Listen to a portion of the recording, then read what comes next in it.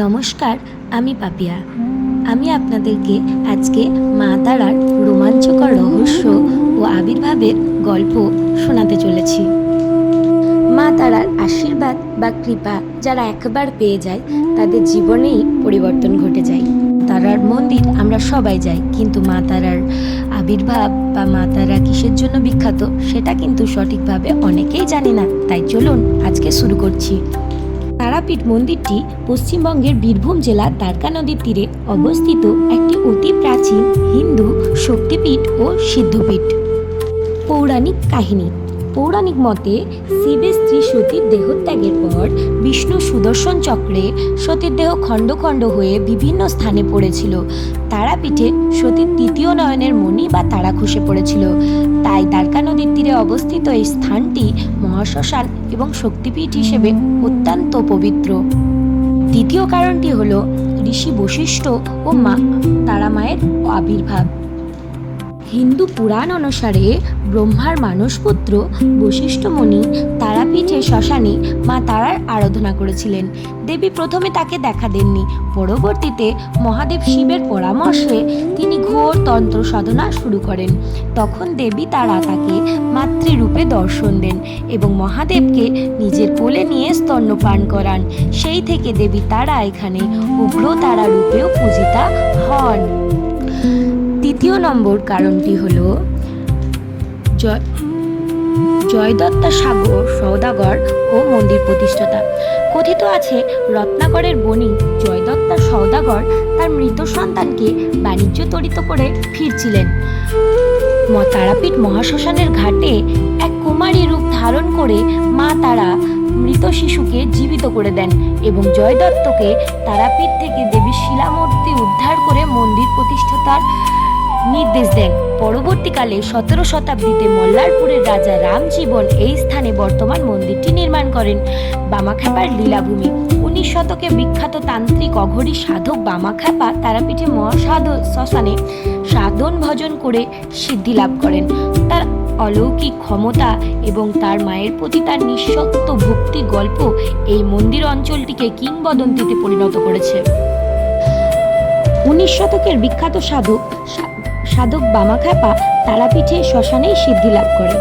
কথিত আছে তিনি মা তারার সাথে সাক্ষাতে কথা বলতেন এবং নিজের হাতে দেবীকে ভোগ নিবেদন করতেন। তার সমাধি মন্দিরটি মূল মন্দিরের পাশেই অবস্থিত। তারাপীঠের আর একটা রহস্য হলো অবিরাম জ্বলন্ত চিতা। তারাপীঠ শ্মশানের একটি অদ্ভুত বৈশিষ্ট্য হলো এখানে সব সময় কোনো না কোনো চিতা জ্বলতেই থাকে। বছরের 365 দিন 24 ঘন্টা এখানকার শ্মশান কখনো মৃতদেহ শূন্য থাকে না। বলি প্রথা ও রক্তদর্শন। মন্দিরে প্রতিদিন পাঠা বলি দেওয়া হয়। ভক্তদের প্রচলিত বিশ্বাস অনুযায়ী বলি চলাকালীন দেবী তারার মূর্তির চোখের দিকে তাকালে রক্তপান করার ছায়া দেখতে পাওয়া যায়। পাথরের বিগ্রহ। গর্ভগৃহ ভেতরে দুটি রূপ আছে।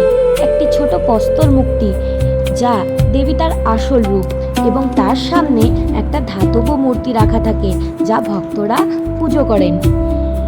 মূল মূর্তি। মন্দিরের গর্ভগৃহে ধাতব মূর্তির ঠিক পেছনেই একটি প্রস্তর মূর্তি রয়েছে যেখানে দেবী তারা মাতা হিসেবে দেবাদিদেব মহাদেবকে স্তন্যপান করাচ্ছেন। মন্দির সংলগ্ন শ্মশানটি তন্ত্র সাধনার জন্য বিখ্যাত। 19 শতকের বিখ্যাত সাধক অঘরী বামাখ্যাপা এই মহাশ্মশানেই মা তারা দর্শন ও সিদ্ধি লাভ করেন। মন্দিরের গঠনশৈলীটি চারচালা বা আটচালা প্রকৃতির। এর উচ্চতা প্রায় 64 ফুট।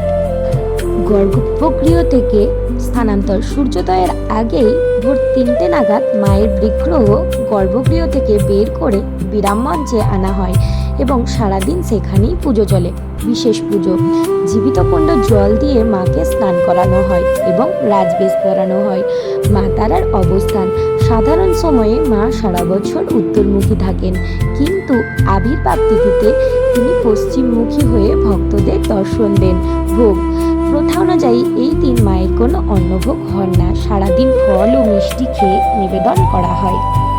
প্রতি বছর আশ্বিন বা কার্তিক মাসে শুক্লা চতুর্দশী তিথিতে তারাপীঠে মা তারার আবির্ভাব দিবস বা আবির্ভাব তিথি মহাসমারোহে উদযাপিত হয়। এই বিশেষ দিনে মা তারাকে গর্ভগৃহ থেকে বের করে পশ্চিমমুখী করে বিরাম মঞ্চে বসানো হয়, কারণ মা তারার বোন মালতীর মা মৌলাক্ষীও পশ্চিমমুখী। এবার বলি মা তারার পুজো নিয়ম ও নীতি। ভোর 4টার সময় মন্দিরের দরজা খোলে, দেবী স্নান, সাজসজ্জা ও মঙ্গল আরতি সম্পন্ন হয়। দর্শনের সময় ভোর 5:30 থেকে সাধারণ দর্শনার্থীর জন্য গর্ভগৃহের মূল দরজা উন্মুক্ত হয়। ভোগের সময় দুপুর 12টায় মন্দির বন্ধ হয় এবং দুপুর 1টা থেকে মধ্যে ভোগ নিবেদন করা হয়। 3টার মধ্যে পুনরায় মায়ের দরজা খুলে দেওয়া হয়। সন্ধ্যা আরতির পর মাকে শীতল ভোগ দেওয়া হয়। সন্ধ্যা 6:30 ফের দর্শনের লাইন শুরু। মা তারার মন্দিরে দেশ বিদেশ থেকে হাজার হাজার ভক্তরা আসেন পুজো দিতে এবং সেখানে পুজো দিয়ে ভোগ প্রসাদ গ্রহণ করেন। আর মা তারাপীঠের শ্মশানে হাজার হাজার তন্ত্র সাধনা হয়। অঘরী, তান্ত্রিক, সাধু তারা এখানে প্রত্যেক দিন অন্ন সেবা খেতে পায়। সব কিছুই হয় এই তারাপীঠের মহাশ্মশানে। তো বন্ধুরা, কেমন লাগলো আজকে আমার মা তারার ভিডিওটা ভালো লাগলে অবশ্যই একটা লাইক করে দেবেন এবং কমেন্টে জয় মা তারা লিখে যাবেন এবং চ্যানেলটিকে সাবস্ক্রাইব করে যাবেন। নমস্কার। পরবর্তী ভিডিও নিয়ে আসবো আবার আপনাদের সামনে কালকে।